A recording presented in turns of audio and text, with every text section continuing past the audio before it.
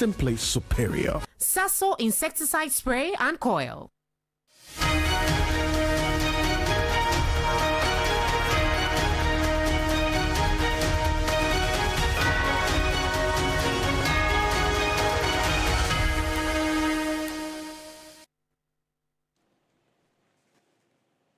Hello, good evening. Welcome. This is Ghana Tonight. We're live from Anayusabata Desawe Kanda, also live on TV3 Ghana on Facebook and on DSTV channel 279. We're all across the world on 3news.com. We're also live on 3FM 92.7. I am Alfred Ocansey. Tonight, the Electoral Commission sets September 2 for the by-election in the Akwatia constituency following the passing of the Member of Parliament for the area, NSC Akumi. Both the NDC and the MPP are already on the ground, gearing up for the contest. We assess the mood in the constituency.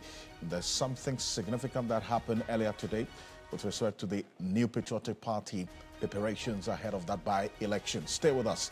We're in Akwatia tonight. Also, incarcerated former managing director and founder of the defunct Capital Bank, William Atuasian, granted bail as he prepares to challenge his conviction. We'll dig into the details and unpack what this could really mean for the case moving forward. Stay with us on Ghana Tonight. Also, tonight on our radar, the government has once again revealed the curfew in Boko municipality as part of ongoing efforts to contain the renewed conflict in the area. We have the latest on the new measures and the local response to this development. Stay with us. There's more in this, including the reduction of the policy rates by some 300 basis points, both industry, the private sector, and indeed those who have been watching this financial space have been reacting to this. We'll have Professor Godfrey Bobkin join us on Ghana Tonight. As always, you're an integral part of the conversation. Let's hear from you. The hashtag we're using is Ghana Tonight on Facebook and on X. Let's get talking.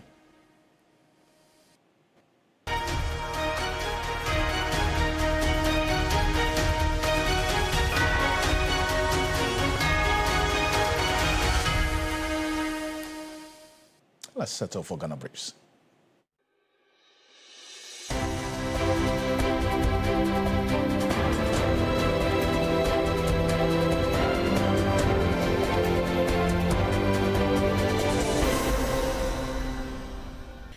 The Ghana Education Service says it is working with the Ministry of Education, WAEC, regional and district directors and school leaders to ensure SHS 3 students in curfew-affected areas like Boku and Nalerigu can write the WASI exams safely. According to a statement signed by the GES PRO, Daniel Finyi, special exam arrangements and secure centers are being considered for SHS 1 and SHS 2 students. Alternative learning options are being explored as campuses remain closed for safety checks. The Ghana Education Service thanked the Interior Ministry for the swift evacuation of students and pledged to continue working with security agencies.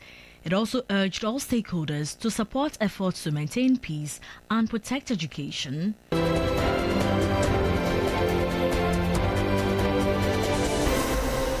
The government has condemned the attempted arrest of a Joy News reporter and the assault of an eyewitness by a soldier at a demolition site, calling the actions unacceptable in a democracy.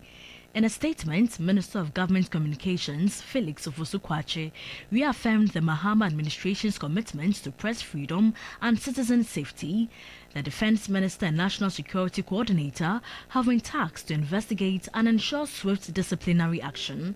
The incident has raised concerns about the conduct of security personnel in safeguarding journalists and the public.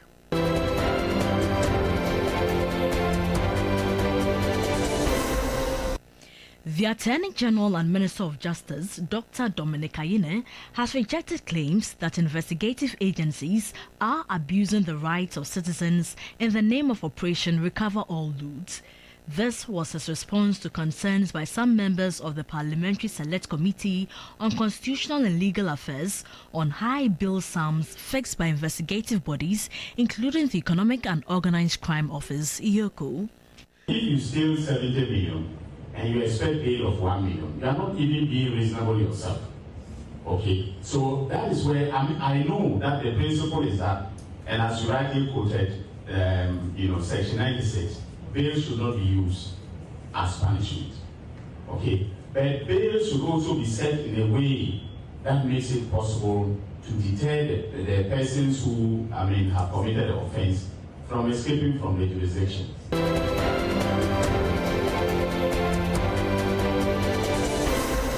Government has officially announced the return of road tolls that will only be electronic across the country without human interference. Speaking at the Government Accountability Series, the Minister of Roads and Highways, Governs Kwame Abuja, revealed that the new system will eliminate cash transactions at toll booths, replacing them with digital payment options, including mobile money and electronic cards. 12 firms have submitted applications currently under evaluation. We are hoping that this will be based on electronic platform. There will be no physical barriers on any road, and the tolling would only apply to roads that are engineered.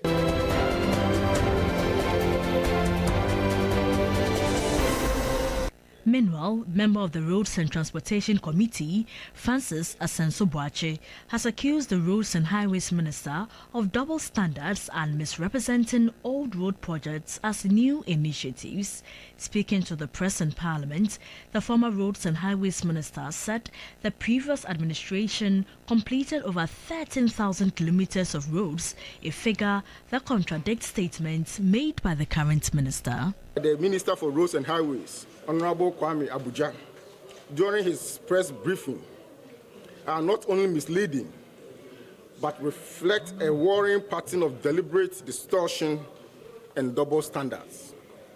The minister claims that President Akufo-Addo's widely acknowledged achievement of constructing over 13, he mentioned 10,000, but the original figure is over 13,000 roads, is a mirage, because he did not see any such roads during his recent tour.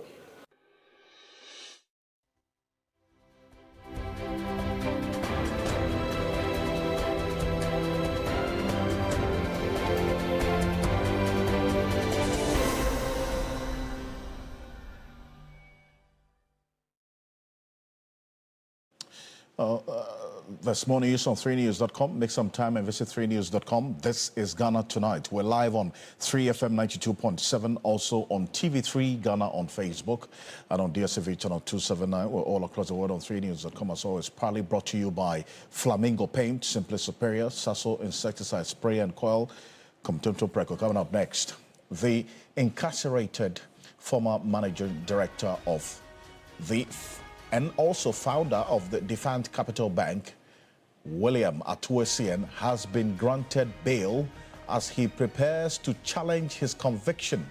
Now, we'll dig into the details and unpack what this could mean for this particular case going forward. But it comes on the heels of some campaign and appeal by a number of individuals. In fact, the latest also being yesterday, we saw the former Attorney General, or the immediate past Attorney General, Godfrey Yeboah-Dame, put together a piece insinuating what has been done today and also advocating for possible release of William Atuesien. And he's not alone in this. A number of people have been speaking in this particular direction. But earlier today, the founder of defunct Capital Bank, William Atuesien, has been granted bail by the Court of Appeal. Now, this comes 21 months after he was sentenced to serve a 15-year jail term for his role in the collapse of the bank, Capital Bank. Now, let's get the basis to this. Recall exactly how this case has traveled over the period. And within this 21 months that William Atuesien has been in the coolest, serving this jail term of 15 years, what has been happening? Appreciate you. Dennis Pape-Wadame Esquire, thank you for joining us. Perfect. Now, let's recall a bit and go back, chronicle the events, set the foundation for it, okay? Yes. How did this case start? Well, so this is one of the cases that stemmed from the banking sector cleanup. And recall Capital Bank was one of those banks that the Bank of Ghana revoked its license over some insolvency and then regulatory matters. It didn't end there. There were some persons who were personally held to account for what has happened to the bank. One of such persons was the then managing director and the founder of the bank at Ocansey, who was charged with 26 counts of stealing, money laundering, and conspiracy.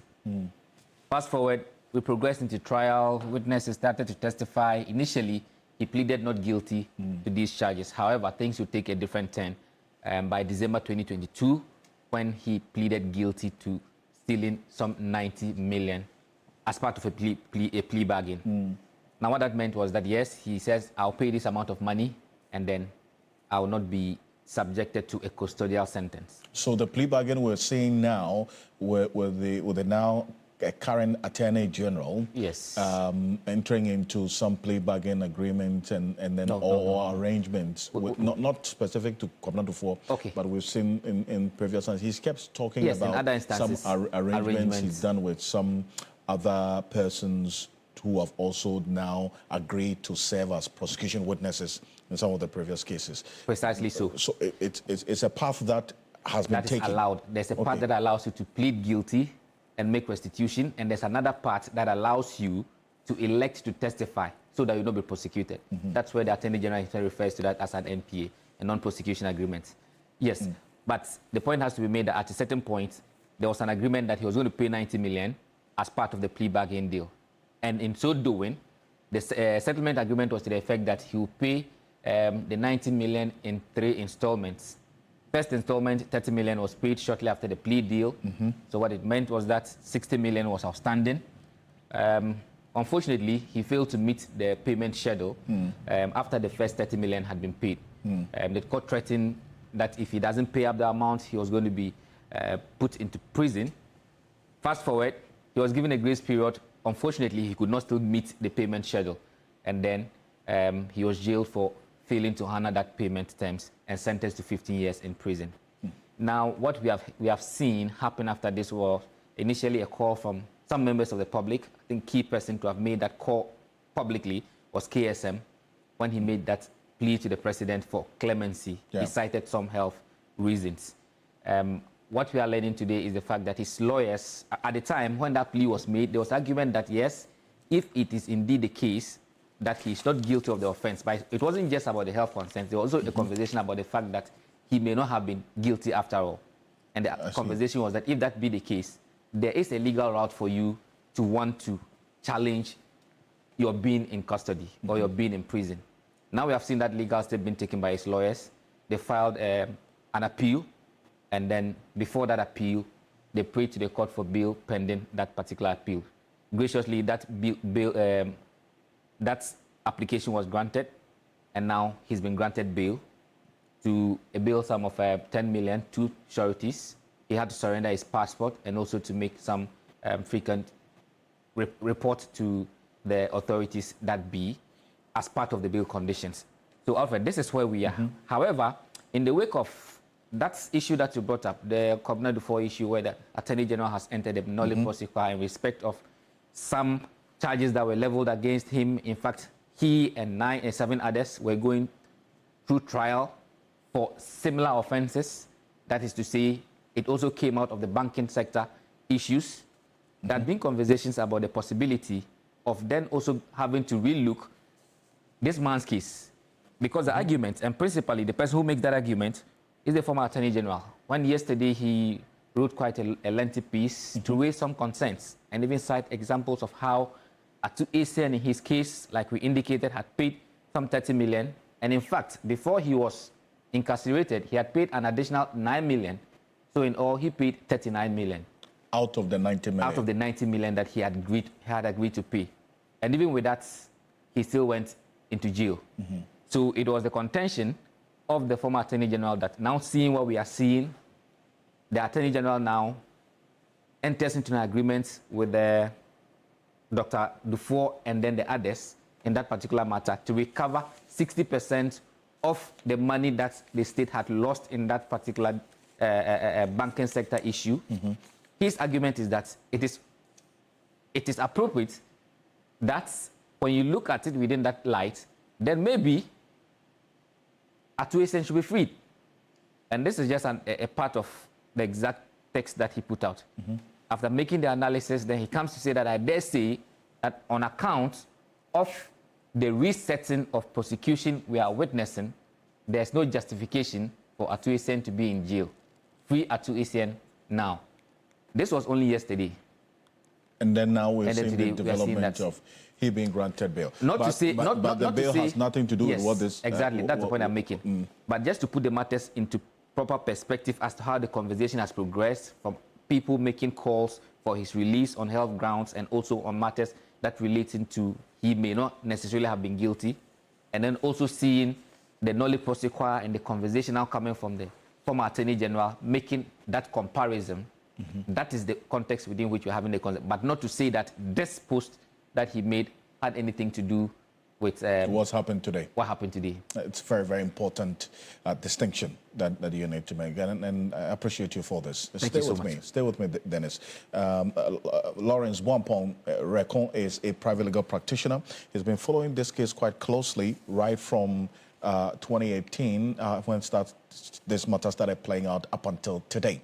He's joining us on the telephone, on Zoom, beg your pardon, right now. Counsel, good evening. Thank you for joining us. Hello, lawyer, can you hear us? Good evening, Alfred. Great. And I appreciate you joining us this evening. I mean, whether or not William Ato Essien is guilty or otherwise, and whether he has to be freed, that will be determined by the court, is it not? Beyond the appeals and the comparison that's been made, isn't it? First of all, good evening to your cherished viewers. Yes, Alfred, that is the case. He has filed a notice of appeal at the Court of Appeal. So the Court of Appeal will look at the case, and based on the merit of the grounds of appeal that he has filed, they will determine whether the trial court decisions should be set aside or otherwise. So the grounds of appeal is the catch. That's what to look out for, because as Dennis pointed out, he had pleaded, and there was a plea bargain arrangement, and which he had agreed to pay a 90 million cedis. But we don't know the full details of what exactly went into that, because then the plea bargain doesn't necessarily mean that he was then pleading guilty to said offenses, reason why he agreed to pay that amount. If so, then what is he appealing now? Yes, Alfred, thank you for the question. I believe he's appealing the judgment based on what they have found wrong with the judgment of the court. Yes, it's a fact that initially he pleaded not guilty, as earlier on stated. However, during the trial, he changed his plea from not guilty to guilty, and certain arrangement was reached. They went into a settlement. However, he was unable to fulfill the settlement by paying the 90 million as already stated. And based on it, a custodial sentence was effected on him by sentencing him to 15 years imprisonment with hard labor. And after serving a couple of months, he has filed a notice of appeal, and he believes in his case. So I believe once there's a notice of appeal before the Court of Appeal, we should just be patient and wait and see what the learned justices will say about it. Now, how do you see this case proceeding from this moment, taking into consideration what you have just pointed out, the grounds of appeal, and then also how many months he has served out of the 15 years that he was slapped with? Yes, Alfred. Yes, today we all heard that he has been granted bail pending the appeal. And I believe he was granted bail based on his health conditions, as we've been told. And like I stated earlier on radio, the appellate court has the discretion to grant bail to any convict pending appeal based on certain principles which guides the court. And I believe based on the affidavit that they filed, the court looked at it, the evidence before the court, and they felt that it was right for them to grant Mr. William Ato Essien bail. For the appeal itself, there's going to be what we call compilation of the records at the trial court, that is the High Court. after the compilation, same will be transmitted to the Court of Appeal.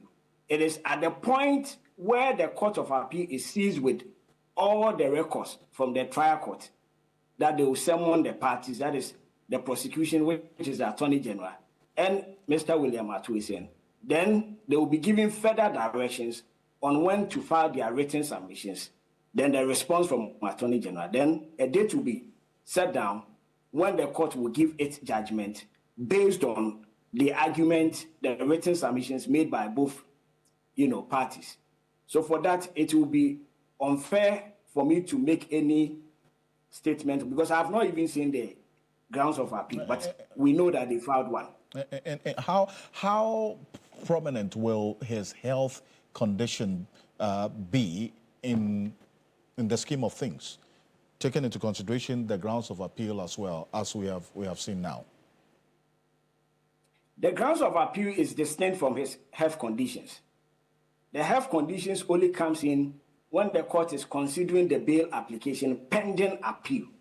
But for the grounds, they are the grounds that the convict, through his lawyer, feels that the trial court, that is the high court that tried the matter and convicted and sentenced him, if they find that there was some kind of miscarriage of justice, whether the judge erred in law or the facts were not applied properly, they will look at all those things. Those becomes their grounds. Then based on the grounds, they will come up with their written submission, which will meet the grounds that they have filed. Then the court will consider whether the grounds under which they are appealing the judgment is meritorious or otherwise. I see. It has nothing to do with his health condition. His health condition only comes in at the bail application. Because when you look at, when it comes to bail pending appeal, the court has a discretion to grant it. But it is one which is not usually granted. The reason being that the convict has gone through a trial and has been convicted and sentenced.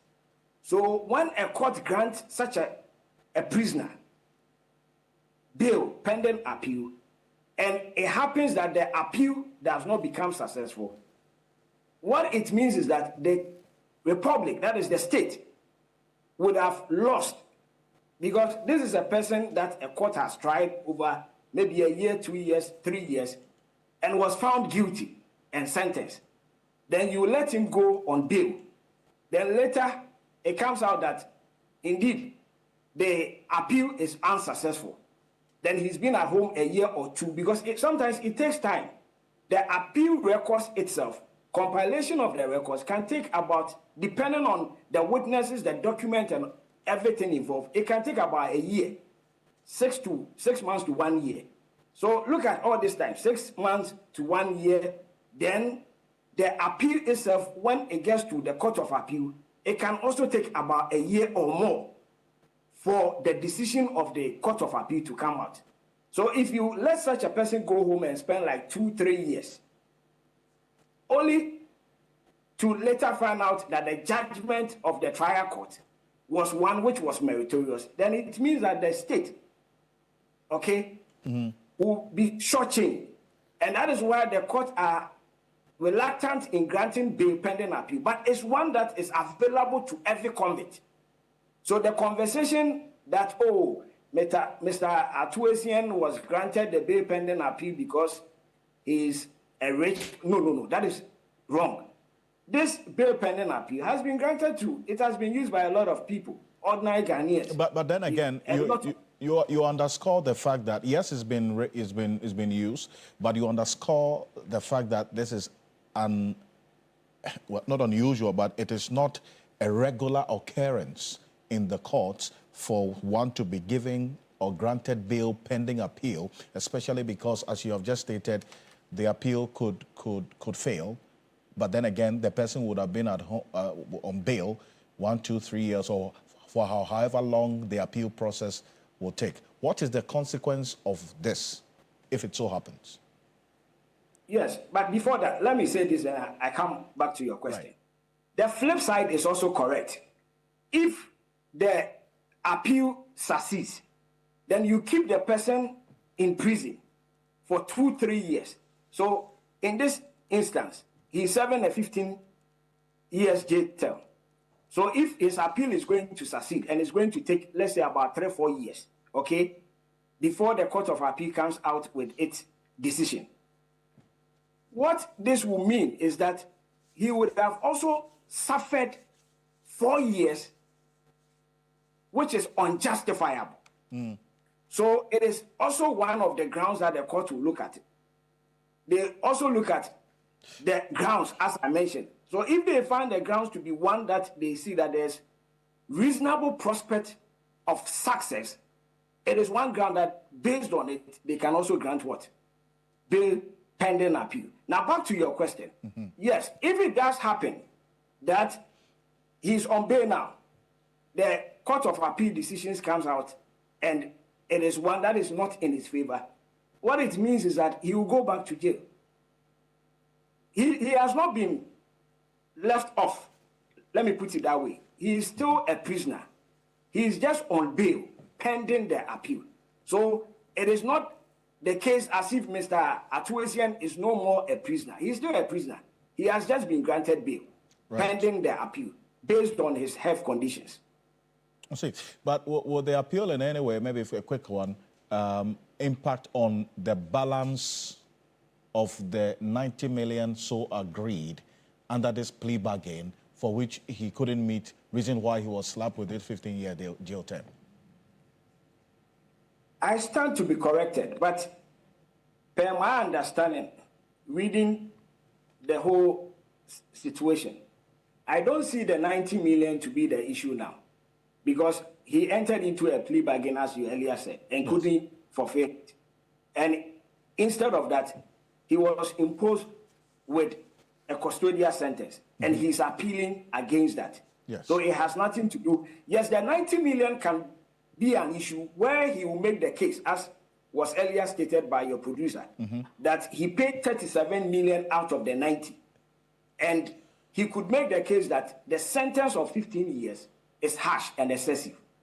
It's one that he can make per his grounds of appeal. I have not seen it, but it's one that he can make. Or the other grounds that may be considering the weight of evidence on record, he thinks that he shouldn't have been found, even guilty in the first place. But what is intriguing about this is where he changed his plea from not guilty to guilty. That is where we all wait to see how this will play out, because I've not seen the grounds that he is appealing. And I do appreciate your analysis of this. Thank you so much. Lawrence Boampong Rekon is a private legal practitioner. Appreciate you joining us tonight. Thank you for joining us here on Ghana Tonight on this. This is early days yet on this development with William Atuesian. So we'll see how the coming days will look like here on Ghana Tonight.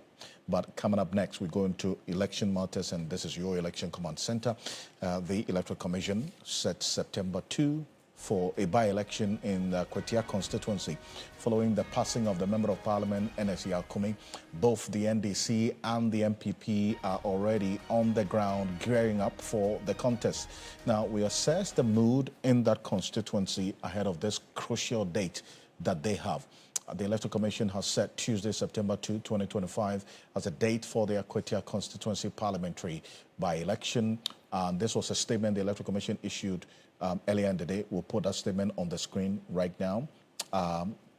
In that statement issued earlier today, the Electoral Commission said the vacancy created by NSE Alkumi's passing requires, under Article 1125 of the 1992 Constitution, that a by-election be conducted within 60 days. But there's already a lot of activity, and that's what the statement you see on the screen, that Electoral Commission says accordingly, the Commission will receive nominations from prospective candidates for the election of a Member of Parliament for the said constituency. The nominations will be received at the Denchambour District Office of the Commission from 11th August 2025 to 13th August 2025 between the hours of 9 a.m. to 12 noon and 2 p.m. to 5 p.m. on each day. Interested candidates are required to download. They give details there, and they say that prospective candidate may personally deliver a course to be delivered on his or her behalf by either the proposer or seconder of his or her nomination the completed form. So the Electoral Commission has set the tone for this with this official announcement and this statement coming through earlier today. Already, as you do know, the NDC gave notice of the opening of nominations. The vetting, we understand, will start tomorrow. I'm going to run through the three persons who have expressed interest to contest this by-election on the ticket of the NDC shortly. Stay with me. But let's go to the Akwatia constituency right now. And Yvonne Nikwe is a woman on the ground for us. Yvonne is connecting with us. It's good to have you, Yvonne. Good evening. Good evening, Alfred. Good to have you too. Wonderful. How's the mood in Akwatia tonight? Well, politics or electioneering has begun, and so it has begun hotly, especially when the New Patriotic Party has launched their campaign today. The NDC, we do know that today all three of them submitted their forms. As you rightly said, tomorrow vetting begins. And so when that process also ends for them, Monday, God willing, they will have to cast their ballot to elect an eligible candidate who would lock horns with the NPP who has already picked a candidate. So yes, the constituency has begun politicking already. Fantastic. Give me a sneak peek into what happened earlier today when the NPP launched the campaign for the by-election in Akwatia. Well, it's been a mode of, as we say, getting everybody on board. We do know that before today, there was some sort of disunity internally from the party because of factions that have been created from internal elections. But today, for some minority MPs and national executive, regional executive who were there, it was one message for them that everybody needed to come on board to ensure that the delegates push their candidate and people in the constituency give the honors to the person they've elected, Solomon Esumedu, to maintain the seat for them. Now, when you watch the trajectory of Akwatia constituency polls, it cannot be a safe seat as we speak for any of the political parties. It would have to take a lot of work for them to lobby residents beyond those who belong to the two factions already to get a job done for them. And so this is quite a place that all over Ghana will be watching on September 2 when they all set out to do their balloting on that day. And this constituency, as you rightly indicated, a hotbed of political activity. It's not new to election reruns. I mean, taking into consideration what happened in 2008, is it not? Well, it hasn't been a place where we said it hasn't gotten to this place before. We've had some polling stations gone to rerun, and we've seen exactly the heat that has gone on. We've also witnessed very peaceful elections come off at that place. At this particular point, we cannot tell exactly what will be coming, but we are hoping that the police service, the security personnel, all the parties who are stakeholders in this particular election will commit to peace as they all journey towards the September 2 elections. It is obvious that many of them do not agree, especially on what has happened in other constituencies before today's election. But we're just hoping that whoever is supposed to step in as a peace council steps in to ensure that we're having peace as the elections comes up on September 2. And Yvonne, stay with me, because earlier today when you were there at the launch of that campaign of the MPP ahead of the by-election on September 2, the party has endorsed, as you mentioned, Solomon Esumedu, described as a miner, CEO of Owo Mining Company. And he spoke at the launch of the campaign. Let's hear from him.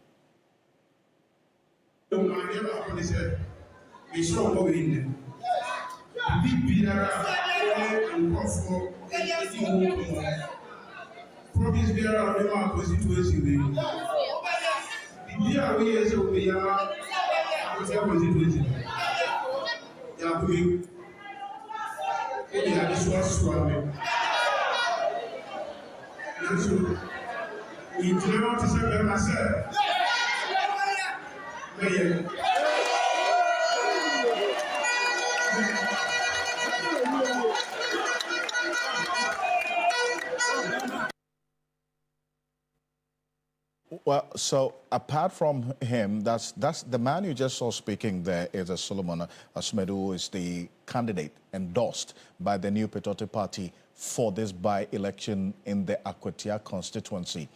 Other party officials also spoke at the launch today. We'll hear from Peter McMahon as well, who was there as well earlier today. Take a listen.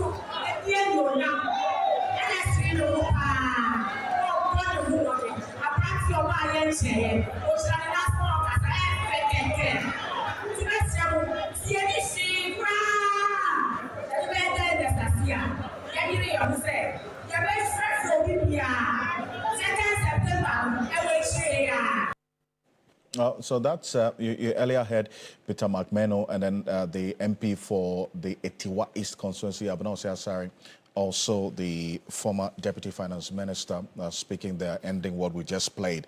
But that's for the MPP, right? But Yvonne, let's get into the NDC as well, because as you did indicate, the vetting starts tomorrow.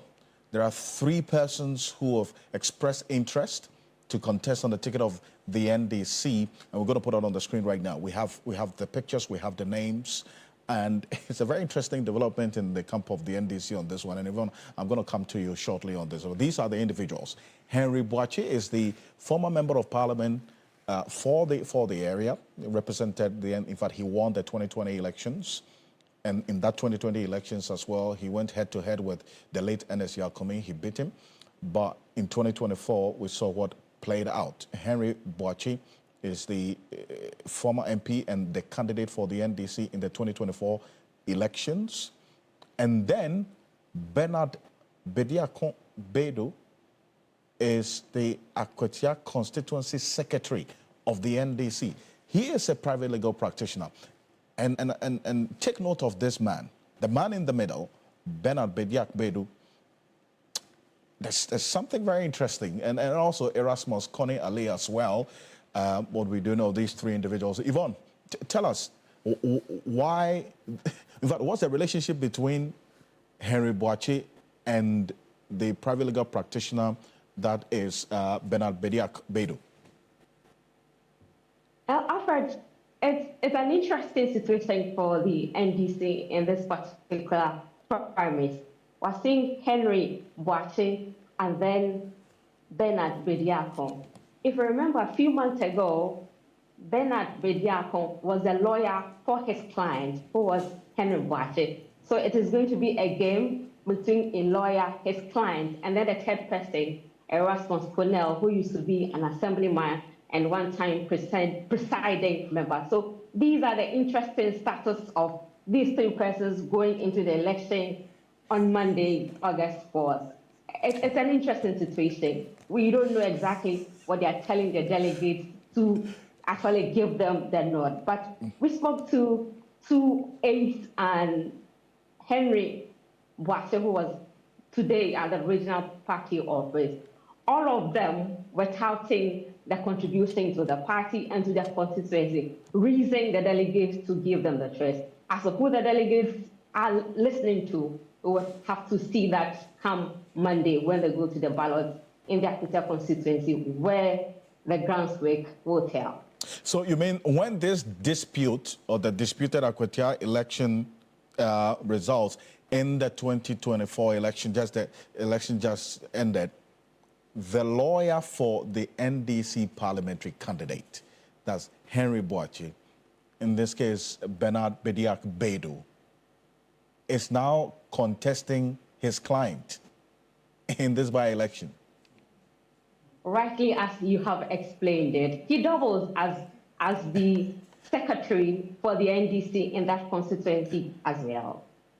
I say, that's interesting. I mean, do you have any idea of how things are playing out in them? I mean, the client who contested in 2024, getting to know that his lawyer who was helping him to fight his case in court after that election is going to contest him for the by-election. I had a chance to speak to Henry today. He had this calm mood. He said that he believed that it was a democratic dispensation. Everybody was allowed to contest the primaries. He believed that what he's done in the constituency and then justifying that Akwita should not have a one-time member of parliament, he believes that the delegates should make it a justification enough for him to be elected. As to if the delegates believe in him, again, or they are twisting their thoughts, like I said, we'll be watching the space by the hour tomorrow as they go through the vetting and as they cast their ballot to especially understand what they put. I say now, Yvonne, I appreciate you for this, and we'll build up strongly to that September 2 date, and I know you're going to be there on the ground for us, and between now and that date, we're going to be building up strongly to that day. I thank you so much.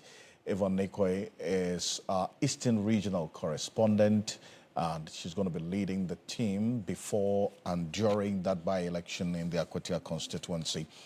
This is your election command center, but we shift focus to Boko right now because the curfew hours for Boko municipality and its environs in the Upper East region have now been reviewed from 6 p.m.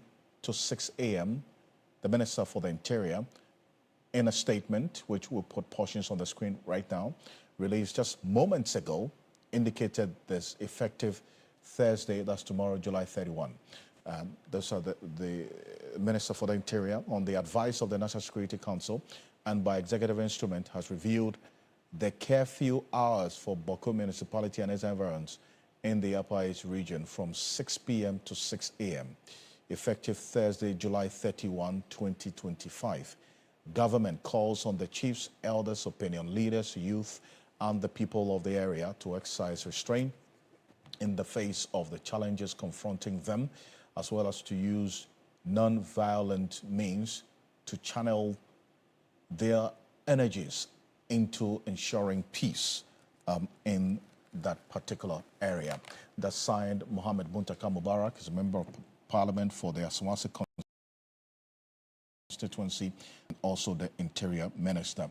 That's not the only thing that's happened in the Boko area, because from what we're learning now, the Ghana Education Service, GES, is saying it is in collaboration with the Ministry of Education, the West African Examination Council, and the regional district directors, as well as the leadership of the affected schools, to ensure that senior high schools, there's SHS 3 students writing the WASI exams in Boko and Nalerugu under curfew are made to write under safe conditions. So that is the development right now in there as well.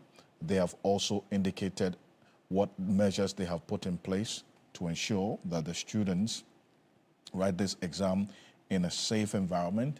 A release issued and signed by the head of public relations, Daniel Fenyi, said special examination arrangements and secure centers are currently under consideration. That is what we've gotten from the Ghana Education Service as well.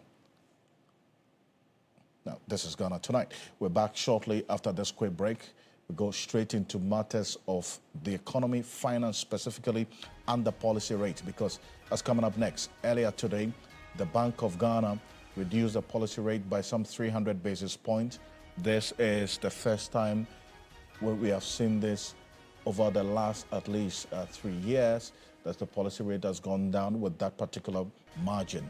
What does this mean for business, for the private sector, and also the economy generally? We'll be back shortly.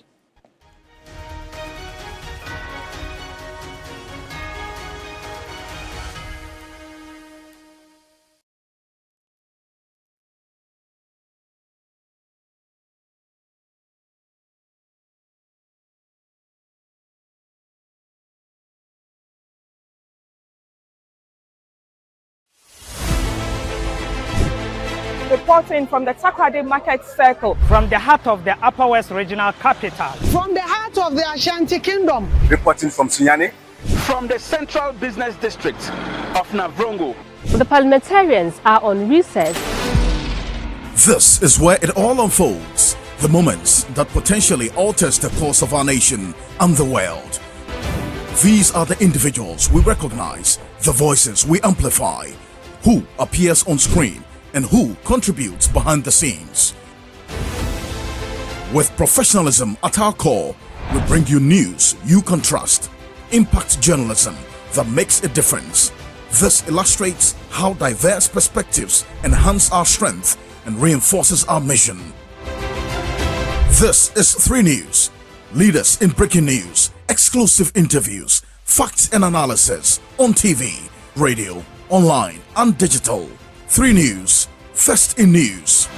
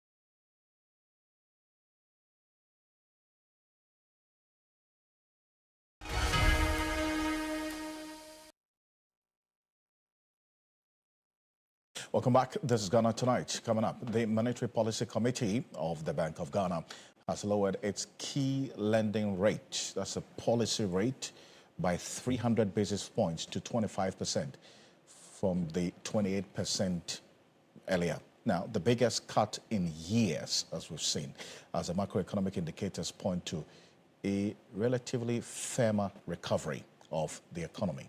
Now, the Bank of Ghana is saying that these trends support a policy shift to ease credit conditions and sustain growth.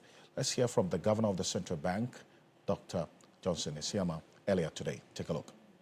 The impact of these risks on inflation are expected to be offset by appropriately tight monetary policy stance and continued fiscal consolidation. Given these considerations, the MPC, by a majority decision, voted to lower the monetary policy rate by 300 basis points to 25.0%.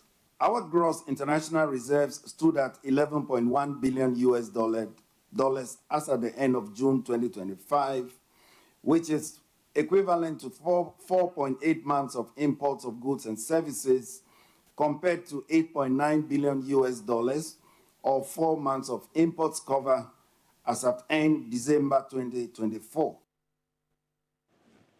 Well, so that's the governor of the central bank there. But then again, this is happening at a time when all the indicators are trending towards a positive direction for the economy. A number of watchers of this financial space and then also were asking questions of the managers of monetary policy as to why they kept the policy rate at 28% for quite a while. In fact, when this administration took over, the policy rate was increased from 27 to 28%, even though right from January, we had seen some considerable and remarkable improvement in various aspects of the economy.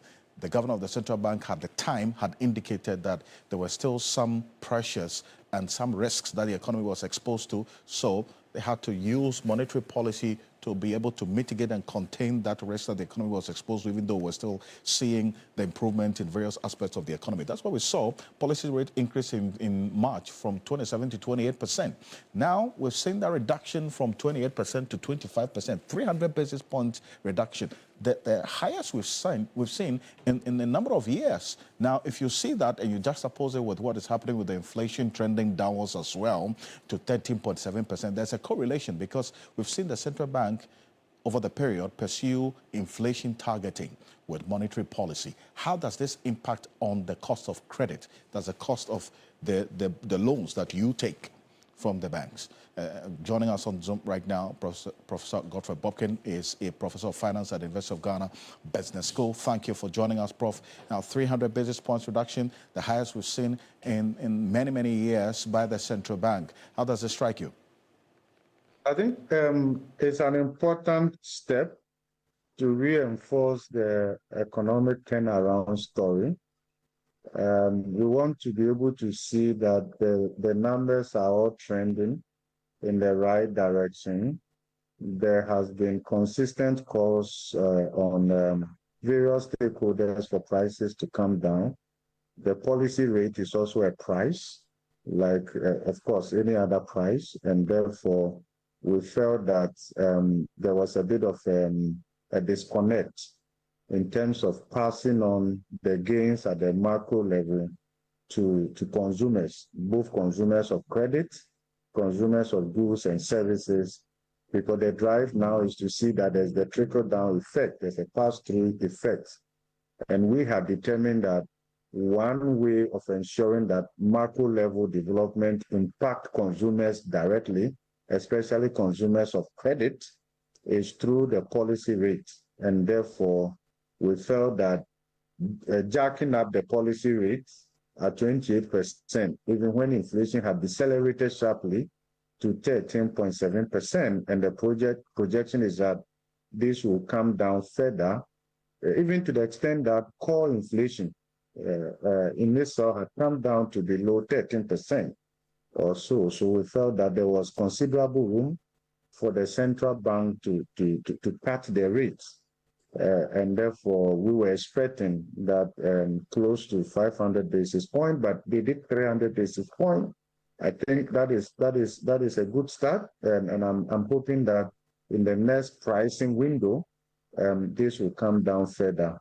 I mean, they could have come down to about 500 basis point, and that will not cause dislocation in the economy at all. If you look at the trajectory of inflation, and again, if you look at core inflation, which is quite of importance to the central bank and for monetary policy conduct. So I think that, yes, I commend them, yeah, but there's room for improvement. We need to do that. We need to align the rate and ensure that the Ghana reference rate also comes down, because 40% of the weight in the calculation of the Ghana reference rate, which is a benchmark rate for consumers, is attributable to the policy rate. And there's also a direct link between the policy rate and then the weighted interbank rate. So for now, what is holding the Ghana reference rate from coming down significantly is no more the Treasury bill, because the Treasury bill with a weight of 40% has done it per Treasury bill is below 15%, 91 day below 15%, but Ghana reference rate is in the 20s simply because 60% of the weight, which will come from the policy rate and then the interbank rate, these are rates that are stuck up there, not mirroring the economic turnaround. But the governor of the central bank was clear. A reason why he maintained the policy rate even at 28% over a period of the monetary policy review, because in his view and assessment of the economy, there were inherent inflationary risks that could still impact on the growth that we've experienced since January. Prof.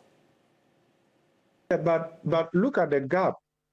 Look at where the policy rate is. Even before this pricing window, policy rate was 28%.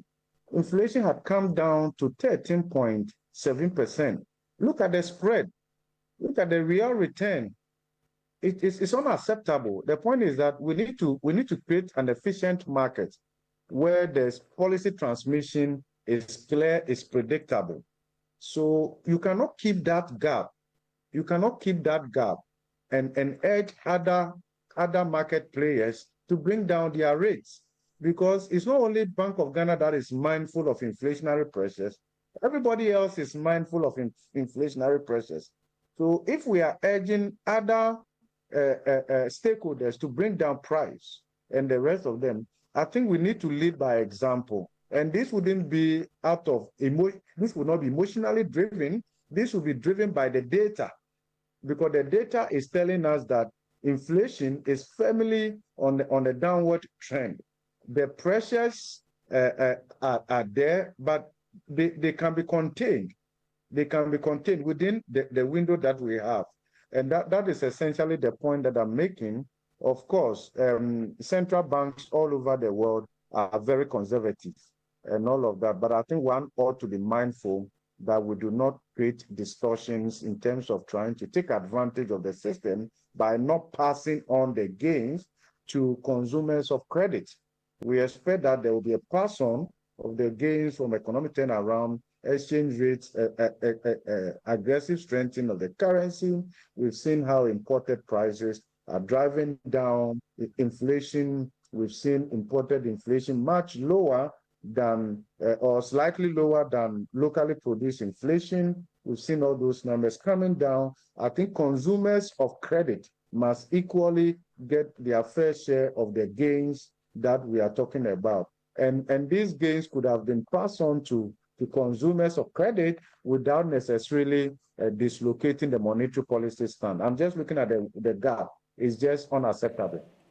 I do appreciate your thoughts on this. Professor Alfred is a professor of finance at the University of Ghana Business School. Thank you for joining us here on Ghana Tonight. And we'll be engaging with the private sector as well to get their views on this policy rate reduction and how that's going to trickle down to the economy, essentially if cost of credit is low and they're borrowing at a lower rate, and how that would impact on the goods and services that the private sector, also sell to us. I want to say thank you so much for staying with us here on Ghana Tonight. We're back again tomorrow for another conversation. My name is Alfred Ocansey. Have a good night. Ghana Tonight is brought to you by Flamingo Paint. Superior durability, superior hiding, superior coverage, simply superior. Sasso insecticide spray and coil.